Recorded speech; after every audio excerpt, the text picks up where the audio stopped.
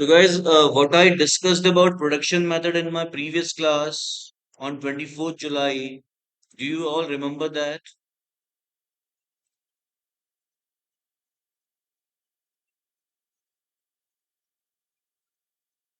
Okay, what I explained in my previous class about production method is that first of all, guys, that national income is monetary value of all the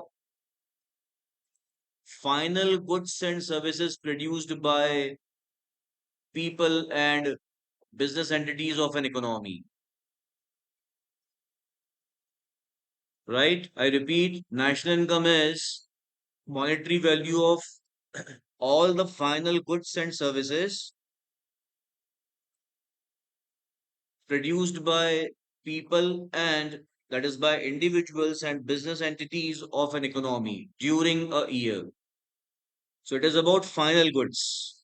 Final goods may be consumers' goods, may be producers' goods, but the good should be final. Now to measure that or to have the data of that, the government officials go if they go to every producer, right, and ask them for the final for the value of final goods what they produced. That would not be correct. Why? Because that may involve double counting of a good. I'm a producer, so I produce something, and whatsoever I produce, that is my finished goods. I consider it as final good. But I supply it to another producer who uses my finished good as raw material.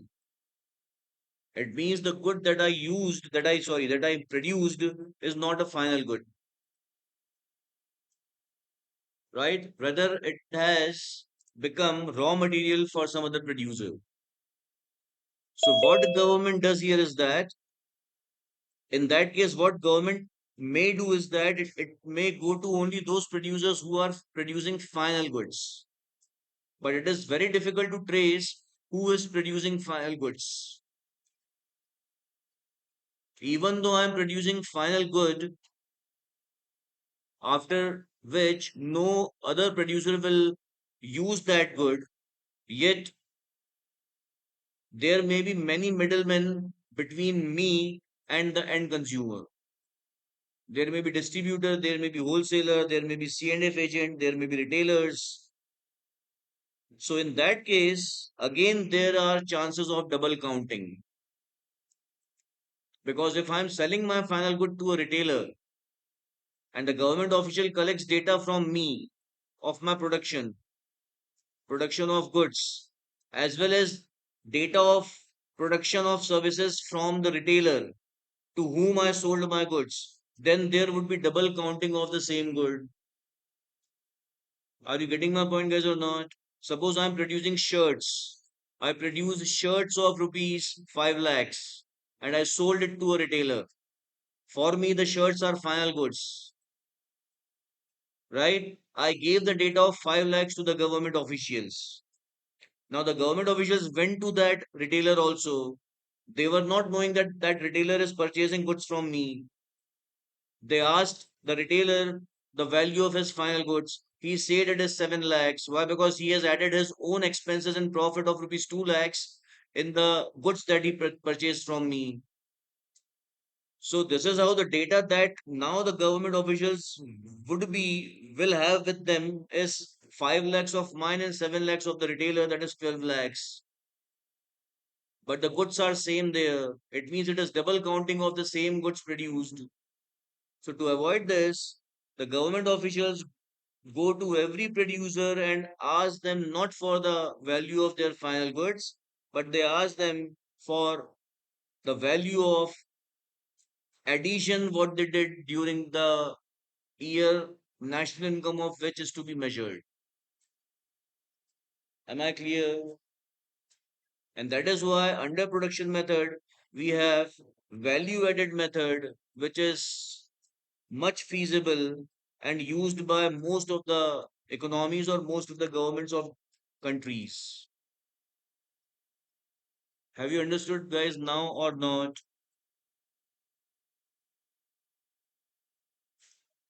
I'm Yes, sir. answering. Okay. Yes, sir. Yes, sir.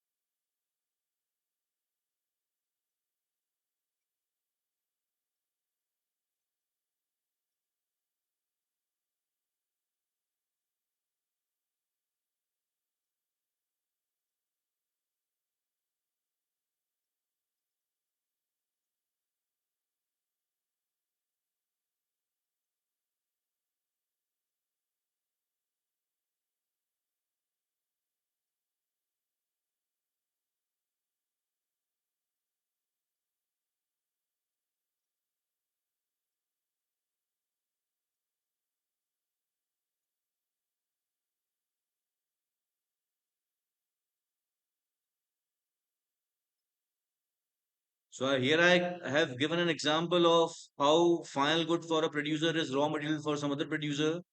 A dairy owner, that is a dairy, produces paneer and it sells it to its customers.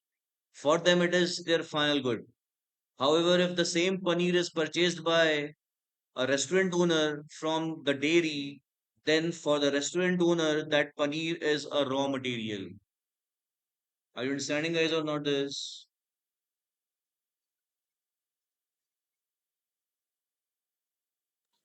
Yes. Yes, sir.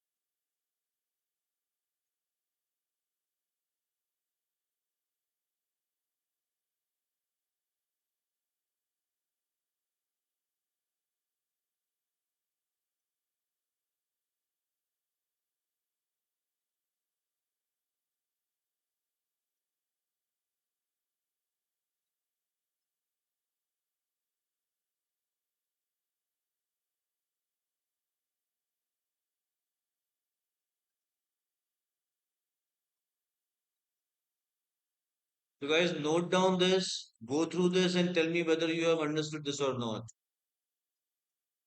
Here I have changed it, it is collecting. And input means purchase.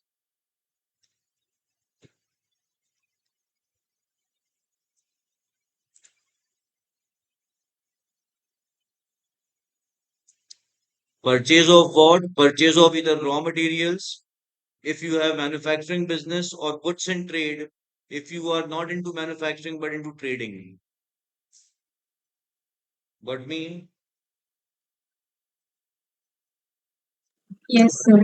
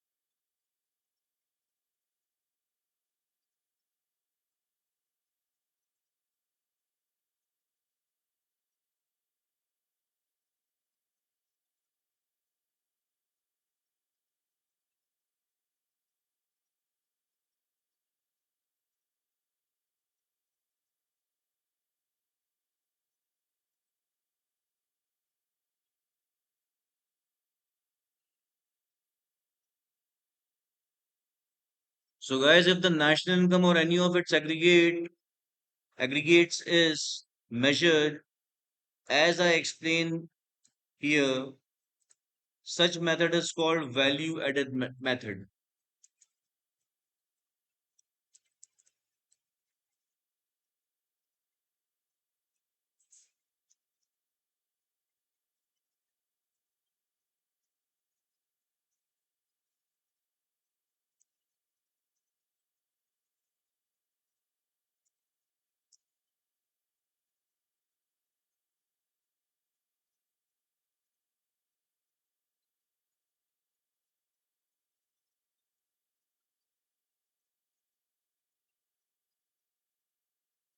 right? So value added method is part of production method. Production method has two sub methods. One is value added method, another is final good or final output or outlay method,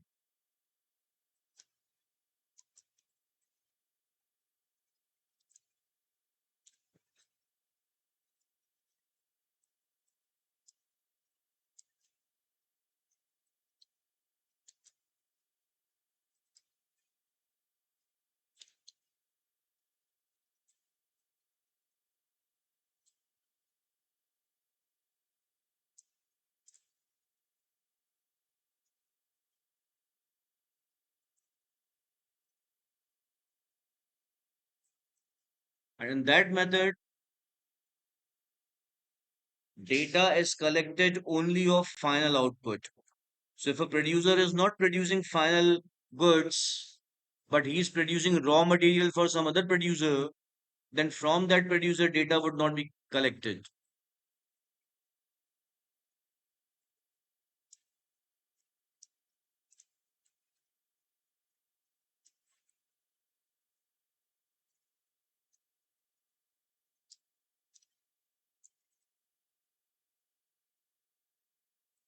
So here the data would not be collected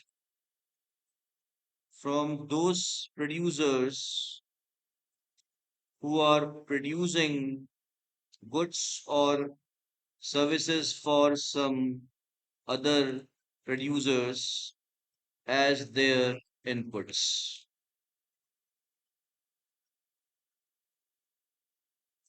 or as inputs for the later.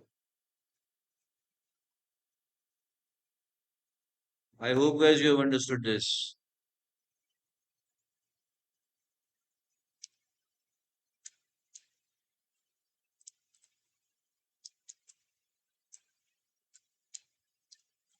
Note that final goods method is not feasible at all.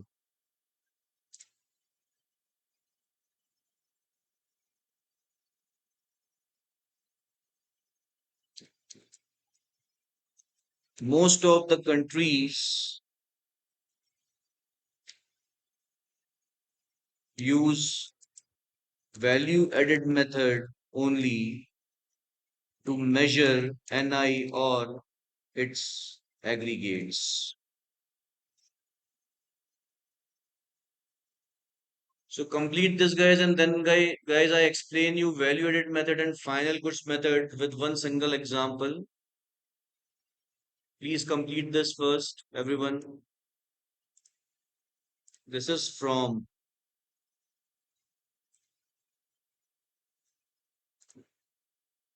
note down this also guys.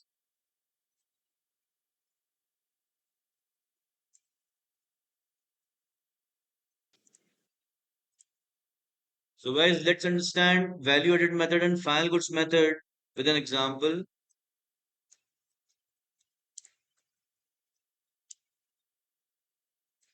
I'm making here a table. Please let me make that. Do not start copying it because there may be some changes in that.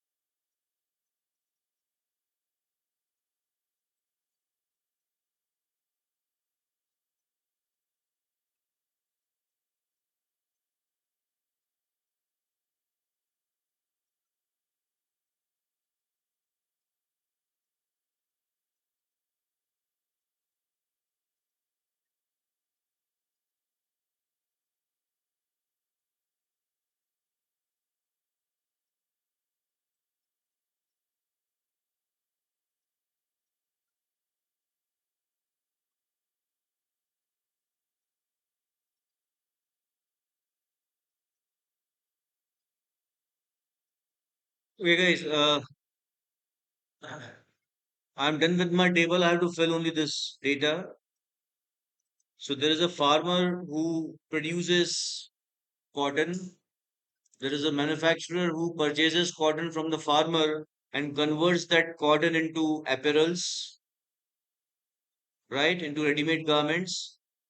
Then he sells his ready-made garments to a retailer, and from retailer, the garments finally go to end consumer. For farmer, there is no input as such, right? I'm not counting or not considering manures, pesticides, water, and all. Because very first time when cotton would have been produced, would have got produced without any inputs.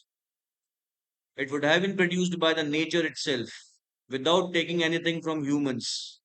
So I'm working on that theory only. So farmer's input is zero. He does not have any production expenses. Whatever he did to have cotton is only to put in his own efforts, right? So that also I'm taking as zero. Now, the farmer decided to sell that with a profit of rupees 100. It means selling price for the farmer is 100 of the cotton. However, when he went to sell the cotton in the market, the government came in between and asked for net indirect taxes. NIT. This you already know, guys. And let's say NIT is at the rate of 10%. For easy calculation, I am taking it 10%. That is rupees 10. It means market price of that cotton is 110. Is it clear to you all, guys? Have you all understood this? I'm asking all. Yes, sir. Yes, sir. To the manufacturer, the cost of input is 110, right? Because he purchased cotton from the farmer.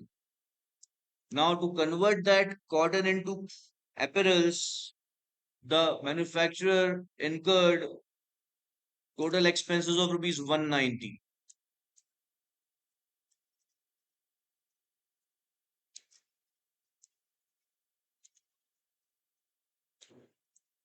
And these expenses include wages, salaries of workers, engineers, factory supervisor, factory manager, accountant salary, and many other things. You know what are the expenses in a business. And these expenses include depreciation of all the fixed assets. And the total of this is 190. It means total cost of making or converting cotton into apparels to the manufacturer is rupees 300. He added his own profit here, let's say of rupees 100. So the selling price that at which he wants to sell his apparels in the market is rupees 400. 300 plus 100, 400.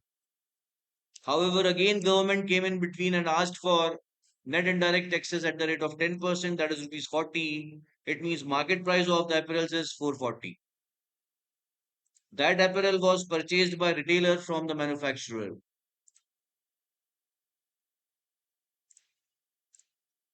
So the cost of the apparel to the retailer is 440. Retailer also incur various expenses like salaries of salesmen, office lighting, electricity expenses, showroom lighting, rent of the showroom. Let's say that all is 260 rupees. It means total cost to the retailer is 700. He added his own profit of let's say rupees 300. Retailer earns the maximum profit, guys, in business. It's not manufacturer. Retailer earns maximum profit margin. But yeah, in absolute terms, the maximum profits are earned by manufacturer. Why? Because manufacturer produces things in bulk, right? So volume wise, profit of manufacturer would be more, but margin wise, retailer's profit would be more because ultimately he is selling the good to end consumer. So the price decided by retailer is rupees 1000 of the apparel. Again, government came in between and asked for 10% tax, that is rupees 100. So the market price of that good to the consumer is rupees 1100.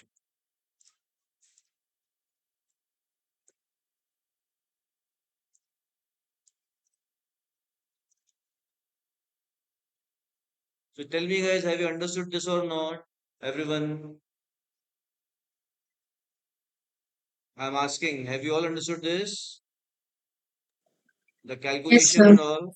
Yes, sir. Yes, sir. Now, what the government will do, how government officials will collect the data? They will go to the farmer, to manufacturer, and to the retailer because they all are into the business of production of goods or services.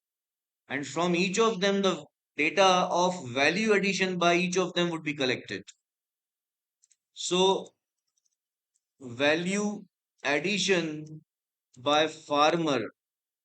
And how do we calculate value addition is output minus input. So for farmer, value of output is 110, that is this one, and his input was 0. It means value addition by the farmer is 110. Value addition by the manufacturer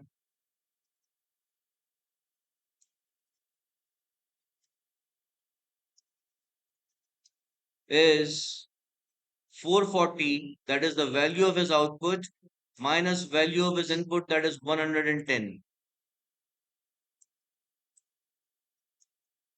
That is 330 rupees. And value addition by retailer is 1100, which is the value of his output, minus 440.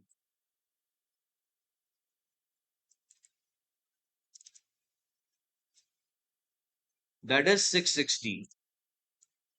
Correct or not, guys? It means total value added by these three producers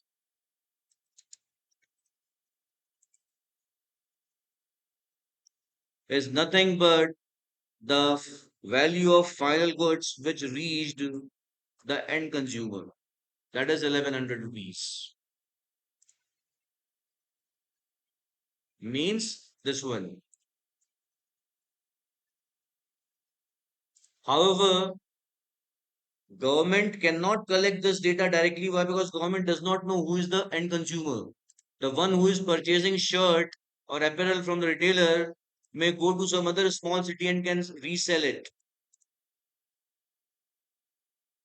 And for that reason, government goes to each and every those who are in the business, whether the business is big or small, whether it is in cities or in towns or in villages. Got me, guys, or not? I'm asking, have you all understood this? Yes, sir.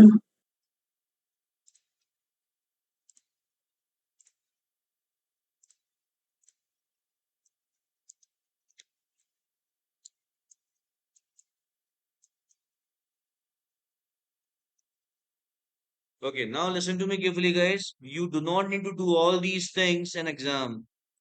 This I have made only to make you understand what value addition method is and how do we know value addition by each producer. What you would be doing in exam or in question while solving such questions is you would simply be subtracting input from output. Input and output would be given to you in questions. Input are also known as intermediate goods. Have you understood what I said? That's it. Now, going ahead. The value so calculated or so collected by the government officials is given aggregate of national income, and that aggregate starts with G. Originally, the aggregate that is arrived at using this method, that is value addition method, starts with G. G means including depreciation. Yes, it is included here, right? It has D because yet in this we have not added NFIA anywhere. Net factor income from abroad we have not added anywhere. P of course would be there, which is common to everything. At market price. Why? Because here we have NIT also, net indirect taxes. I hope you have understood me. Yes or no? Yes, sir. So the aggregate of national income that is arrived at originally with value added method is GDP at MP. I have explained you why.